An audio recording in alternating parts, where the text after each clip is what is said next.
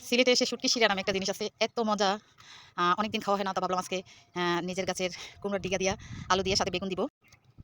এটা হচ্ছে নিজের হাতে লাগানো কি বলে মিষ্টি মিষ্টি লাউয়ের পাতা ডোগা, সঙ্গে ফুলও আছে, সব কিছু দিয়ে আজকে একটা অসাধারণ শুটকি শিরা করব, শেয়ার করবো আপনাদের সঙ্গে।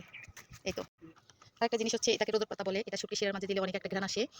সিলেটি ভাষায় এটাকে সম্ভবত রোজর পাতা বলে, কে কি বলেন আমি চিনি না, কোন দেশে কি নামে চিনেন। এটাও দিব আজকে শুটকির সঙ্গে। নিজের হাতে করা ছাদের উপর প্রত্যেকটা উপকরণ আজকে আমি শুটকি শিরাই দিব, সাথে থাকেন। এটা হচ্ছে আমার নিজের হাতে লাগানো নাগা।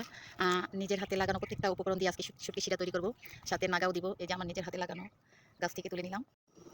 তো এখন আমি শুটকি শিরার মাঝে লাউয়ের পাতা দিয়ে দিলাম,